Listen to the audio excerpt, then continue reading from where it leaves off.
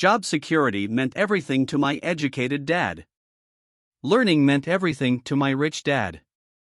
A few years ago, I granted an interview with a newspaper in Singapore. The young female reporter was on time, and the interview got underway immediately. We sat in the lobby of a luxurious hotel, sipping coffee and discussing the purpose of my visit to Singapore. I was to share the platform with Zig Ziglar.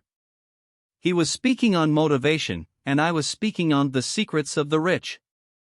"Someday, I would like to be a best-selling author like you," she said. I had seen some of the articles she had written for the paper, and I was impressed. She had a tough, clear style of writing. Her articles held a reader's interest.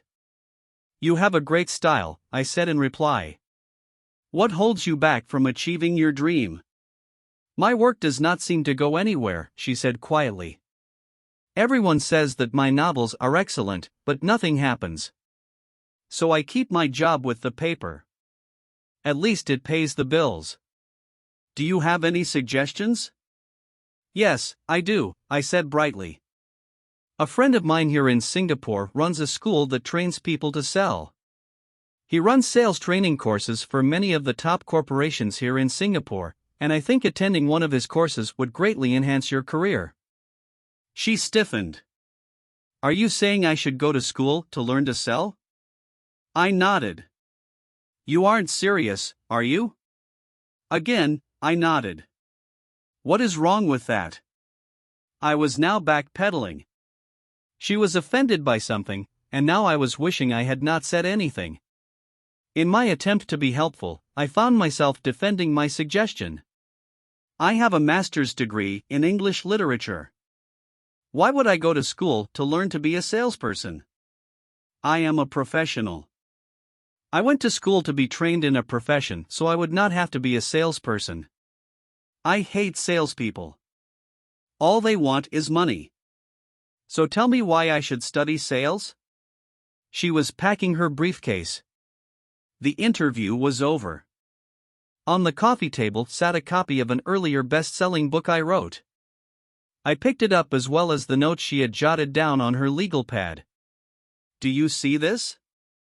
I said, pointing to her notes. She looked down at her notes. "What?" she said, confused. Again, I pointed deliberately to her notes.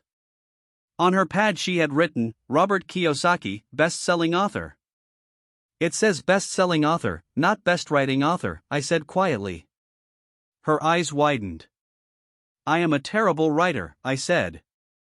"You are a great writer. I went to sales school. You have a master's degree. Put them together and you get a best-selling author and a best-writing author." Anger flared from her eyes. "I'll never stoop so low as to learn how to sell. People like you have no business writing. I am a professionally trained writer and you are a salesman. It is not fair," she fumed. She put the rest of her notes away and hurried out through the large glass doors into the humid Singapore morning. At least she gave me a fair and favorable write-up the next morning. The world is filled with smart, talented, educated, and gifted people. We meet them every day. They are all around us. A few days ago, my car was not running well.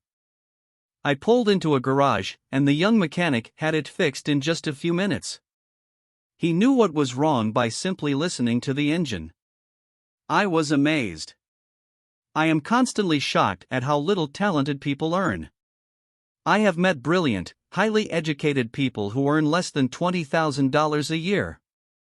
A business consultant who specializes in the medical trade was telling me how many doctors, dentists, and chiropractors struggle financially.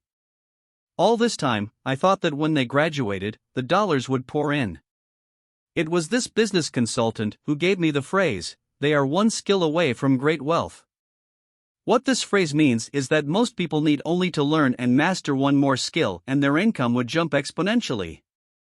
I have mentioned before that financial intelligence is a synergy of accounting, investing, marketing, and law. Combine those four technical skills and making money with money is easier than most people would believe. When it comes to money, the only skill most people know is to work hard. The classic example of a synergy of skills was that young writer for the newspaper. If she diligently learned the skills of sales and marketing, her income would jump dramatically. If I were her, I would take some courses in advertising copywriting as well as sales. Then, instead of working at the newspaper, I would seek a job at an advertising agency. Even if it were a cut in pay, she would learn how to communicate in shortcuts that are used in successful advertising. She also would spend time learning public relations, an important skill. She would learn how to get millions in free publicity. Then, at night and on weekends, she could be writing her great novel. When it was finished, she would be better able to sell her book. Then, in a short while, she could be a best-selling author. When I came out with my first book, If You Want to Be Rich and Happy, Don't Go to School, a publisher suggested I change the title to The Economics of Education. I told the publisher that, with a title like that, I would sell 2 books, one to my family, and one to my best friend. The problem is that they would expect it for free. The obnoxious title, If You Want to Be Rich and Happy, Don't Go to School, was chosen because we knew it would get tons of publicity. I am pro-education and believe in education reform. If I were not pro-education, why would I continue to press for changing our antiquated educational system? So I chose a title that would get me on more TV and radio shows, simply because I was willing to be controversial. Many people thought I was a fruitcake, but the book sold and sold. When I graduated from the U.S. Merchant Marine Academy in 1969, my educated dad was happy. Standard Oil of California had hired me for its oil tanker fleet as a third mate. The pay was low compared with my classmates, but it was okay for a first real job after college. My starting pay was about $42,000 a year, including overtime, and I only had to work for 7 months.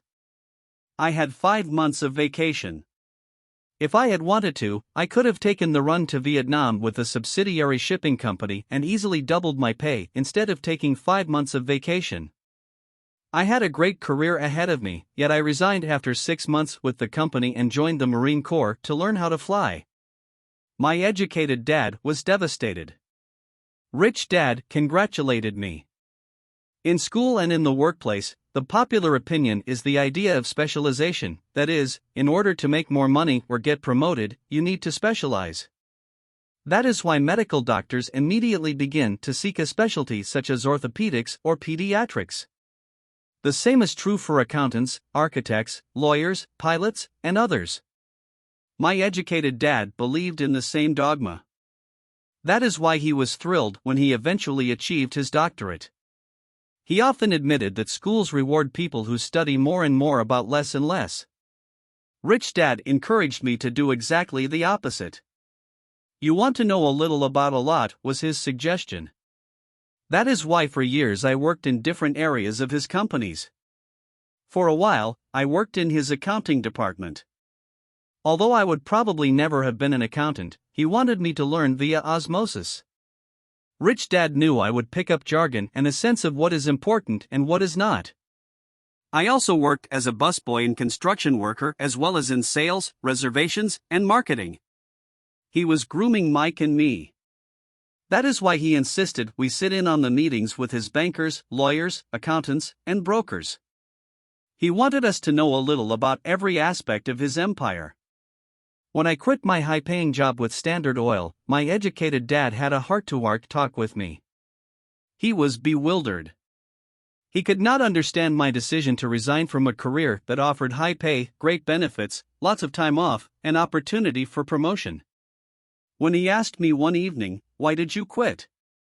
I could not explain it to him, though I tried hard to. My logic did not fit his logic. The big problem was that my logic was my rich dad's logic. Job security meant everything to my educated dad. Learning meant everything to my rich dad. Educated dad thought I went to school to learn to be a ship's officer. Rich dad knew that I went to school to study international trade. So as a student, I made cargo runs, navigating large freighters, oil tankers, and passenger ships to the Far East and the South Pacific. Rich Dad emphasized that I should stay in the Pacific instead of taking ships to Europe because he knew that the emerging nations were in Asia, not Europe. While most of my classmates, including Mike, were partying at their fraternity houses, I was studying trade, people, business styles, and cultures in Japan, Taiwan, Thailand, Singapore, Hong Kong, Vietnam, Korea, Tahiti, Samoa, and the Philippines. I was partying also, but it was not in any frat house. I grew up rapidly. Educated Dad just could not understand why I decided to quit and join the Marine Corps. I told him I wanted to learn to fly, but really I wanted to learn to lead troops. Rich Dad explained to me that the hardest part of running a company is managing people.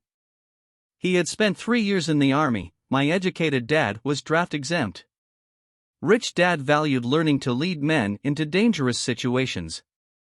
Leadership is what you need to learn next, he said. If you're not a good leader, you'll get shot in the back, just like they do in business. Returning from Vietnam in 1973, I resigned my commission, even though I loved flying. I found a job with Xerox Corporation. I joined it for one reason, and it was not for the benefits. I was a shy person, and the thought of selling was the most frightening subject in the world. Xerox has one of the best sales training programs in America. Rich Dad was proud of me. My educated dad was ashamed. Being an intellectual, he thought that salespeople were below him. I worked with Xerox for 4 years until I overcame my fear of knocking on doors and being rejected. Once I could consistently be in the top 5 in sales, I again resigned and moved on, leaving behind another great career with an excellent company. In 1977, I formed my first company. Rich Dad had groomed Mike and me to take over companies. So I now had to learn to form them and put them together. My first product, the nylon and Velcro wallet, was manufactured in the Far East and shipped to a warehouse in New York, near where I had gone to school. My formal education was complete, and it was time to test my wings. If I failed, I would go broke. Rich Dad thought it best to go broke before 30. You still have time to recover, was his advice. On the eve of my 30th birthday, my first shipment left Korea for New York. Today, I still do business internationally. And as my rich dad encouraged me to do, I keep seeking the emerging nations. Today my investment company invests in South American countries and Asian countries, as well as in Norway and Russia. There is an old cliché that goes, "Job is an acronym for just over broke." Unfortunately, I would say that applies to millions of people. Because school does not think financial intelligence is an intelligence, most workers live within their means. They work and they pay the bills. There is another horrible management theory that goes, workers work hard enough to not be fired, and owners pay just enough so that workers won't quit. And if you look at the pay scales of most companies, again I would say there is a degree of truth to that statement. The net result is that most workers never get ahead. They do what they've been taught to do, get a secure job. Most workers focus on working for pay and benefits that reward them in the short term, but are often disastrous in the long run. Instead, I recommend to young people to seek work for what they will learn, more than what they will earn. Look down the road at what skills they want to acquire before choosing a specific profession and before getting trapped in the rat race. Once people are trapped in the lifelong process of bill paying, they become like those little hamsters running around in those metal wheels. Their little furry legs are spinning furiously, the wheel is turning furiously, but come tomorrow morning, they'll still be in the same cage. Great job! In the movie Jerry Maguire starring Tom Cruise, there are many great one-liners. Probably the most memorable is, "Show me the money." But there is one line I thought most truthful. It comes from the scene where Tom Cruise is leaving the firm. He has just been fired, and he is asking the entire company, "Who wants to come with me?" And the whole place is silent and frozen. Only one woman speaks up and says, "I'd like to, but I'm due for a promotion in 3 months." That statement is probably the most truthful statement in the whole movie. It is the type of statement that people use to keep themselves busy, working away to pay bills. I know my educated dad looked forward to his pay raise every year, and every year he was disappointed. So he would go back to school to earn more qualifications so he could get another raise. Then, once again, there would be another disappointment. The question I often ask people is, where is this daily activity taking you? Just like the little hamster, I wonder if people look at where their hard work is taking them. What does the future hold? In his book The Retirement Myth, Craig S. Carpel writes, I visited the headquarters of a major national pension consulting firm and met with a managing director who specializes in designing lush retirement plans for top management. When I asked her what people who don't have corner offices will be able to expect in the way of pension income, she said with a confident smile, the silver bullet. What, I asked, is the silver bullet? She shrugged and said, if baby boomers discover they don't have enough money to live on when they're older, they can always blow their brains out. Carpel goes on to explain the difference between the old defined benefit retirement plans and the new 401k plans that are riskier. It is not a pretty picture for most people working today. And that is just for retirement. Add medical fees and long-term nursing home care and the picture is frightening. Already, many hospitals in countries with socialized medicine need to make tough decisions such as who will live and who will die. They make those decisions purely on how much money they have and how old the patients are. If the patient is old, they often will give the medical care to someone younger. The older poor patient gets put to the back of the line. Just as the rich can afford better education, the rich will be able to keep themselves alive, while those who have little wealth will die. So I wonder, are workers looking into the future or just until their next paycheck, never questioning where they are headed? When I speak to adults who want to earn more money, I always recommend the same thing. I suggest taking a long view of their life. Instead of simply working for the money and security, which I admit are important, I suggest they take a second job that will teach them a second skill. Often I recommend joining a network marketing company, also called multi-level marketing, if they want to learn sales skills. Some of these companies have excellent training programs that help people get over their fear of failure and rejection, which are the main reasons people are unsuccessful. Education is more valuable than money in the long run. When I offer this suggestion, I often hear in response, "Oh, that is too much hassle," or "I only want to do what I am interested in." If they say, "It's too much of a hassle," I ask, "So you would rather work all your life giving 50% of what you earn to the government?" If they tell me, "I only do what I am interested in," I say, "I'm not interested in going to the gym, but I go because I want to feel better and live longer." Unfortunately, there is some truth to the old statement, you can't teach an old dog new tricks. Unless a person is used to changing, it's hard to change. But for those of you who might be on the fence when it comes to the idea of working to learn something new, I offer this word of encouragement: life is much like going to the gym. The most painful part is deciding to go. Once you get past that, it's easy.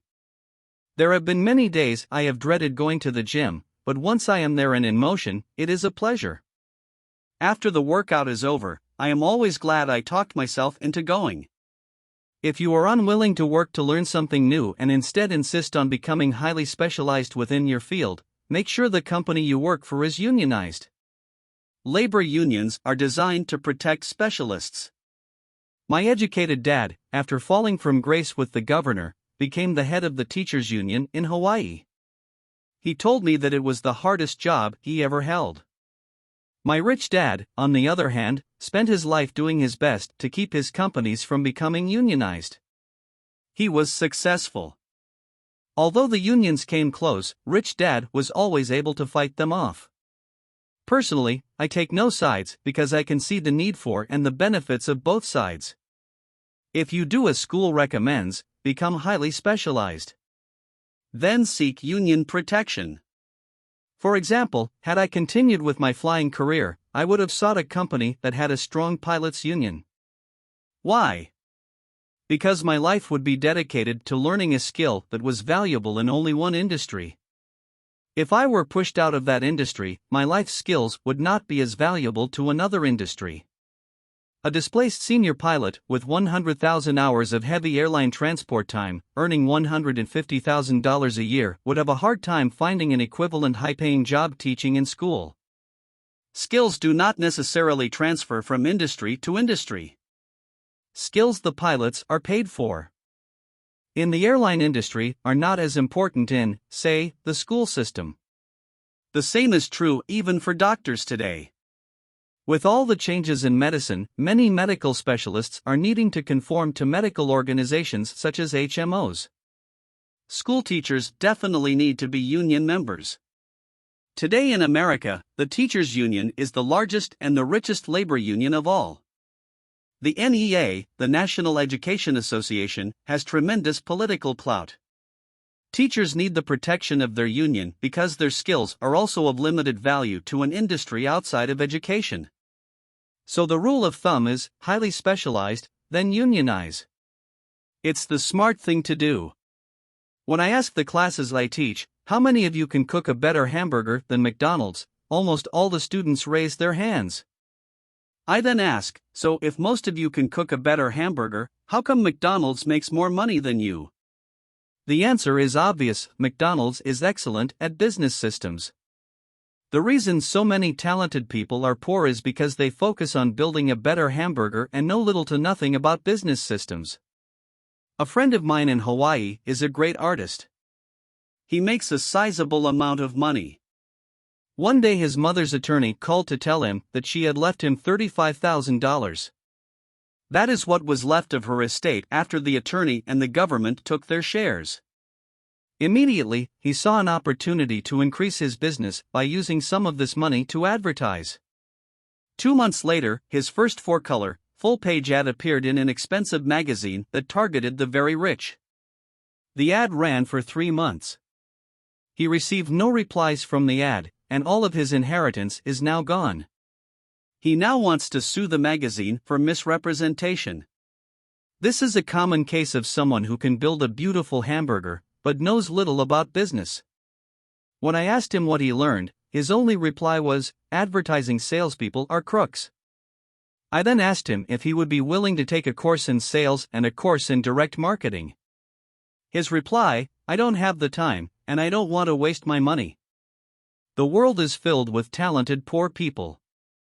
All too often, they're poor or struggle financially or earn less than they are capable of, not because of what they know, but because of what they do not know.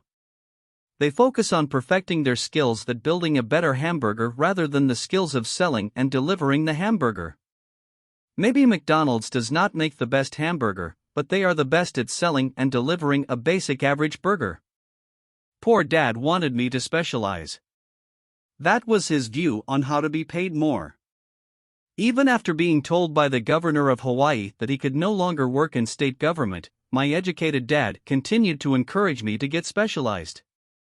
Educated dad then took up the cause of the teachers' union, campaigning for further protection and benefits for these highly skilled and educated professionals.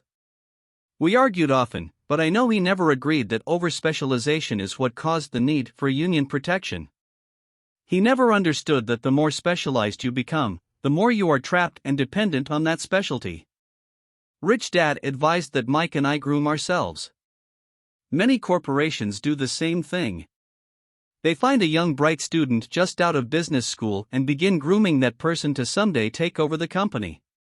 So these bright young employees do not specialize in one department. They are moved from department to learn all the aspects of business systems. The rich often groom their children or the children of others. By doing so, their children gain an overall knowledge of the operations of the business and how the various departments interrelate. For the World War II generation, it was considered bad to skip from company to company. Today, it is considered smart. Since people will skip from company to company rather than seek greater specialization in skills, why not seek to learn more than to earn? In the short term, it may earn you less, but it will pay dividends in the long term. The main management skills needed for success are 1. Management of cash flow. 2. Management of systems. 3. Management of people. The most important specialized skills are sales and marketing.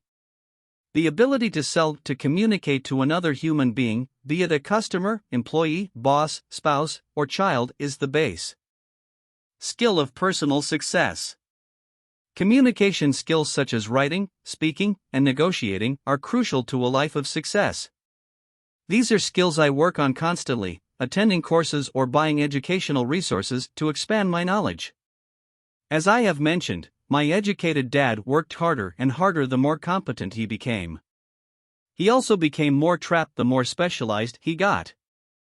Although his salary went up, his choices diminished. Soon after he was locked out of government work, he found out how vulnerable he really was professionally. It is like professional athletes who suddenly are injured or are too old to play. Their once high-paying position is gone, and they have limited skills to fall back on. I think that is why my educated dad sided so much with the unions after that. He realized how much a union would have benefited him. Rich Dad encouraged Mike and me to know a little about a lot. He encouraged us to work with people smarter than we were and to bring smart people together to work as a team. Today it would be called a synergy of professional specialties. Today, I meet ex-school teachers earning hundreds of thousands of dollars a year. They earn that much because they have specialized skills in their field as well as other skills. They can teach, as well as sell and market. I know of no other skills to be more important than selling and marketing. The skills of selling and marketing are difficult for most people, primarily due to their fear of rejection. The better you are at communicating, negotiating, and handling your fear of rejection, the easier life is. Just as I advised that newspaper writer who wanted to become a best-selling author, I advise anyone else today. Being technically specialized has its strengths as well as its weaknesses. I have friends who are geniuses, but they cannot communicate effectively with other human beings and, as a result, their earnings are pitiful. I advise them to just spend a year learning to sell. Even if they earn nothing, their communication skills will improve. And that is priceless. In addition to being good learners, sellers, and marketers, we need to be good teachers as well as good students. To be truly rich, we need to be able to give as well as to receive. In cases of financial or professional struggle, there is often a lack of giving and receiving. I know many people who are poor because they are neither good students nor good teachers. Both of my dads were generous men. Both made it a practice to give first. Teaching was one of their ways of giving. The more they gave, the more they received. One glaring difference was in the giving of money. My rich dad gave lots of money away. He gave to his church, to charities, and to his foundation. He knew that to receive money, you had to give money. Giving money is the secret to most great wealthy families. That is why there are organizations like the Rockefeller Foundation and the Ford Foundation. These are organizations designed to take their wealth and increase it, as well as give it away in perpetuity. My educated dad always said, "When I have some extra money, I'll give it." The problem was that there was never any extra. So he worked harder to draw more money in, rather than focus on the most important law of money: give, and you shall receive. Instead, he believed in, receive, and then you give. In conclusion, I became both dads. One part of me is a hardcore capitalist who loves the game of money making money. The other part is a socially responsible teacher who is deeply concerned with this ever-widening gap between the haves and have-nots. I personally hold the archaic educational system primarily responsible for this growing gap.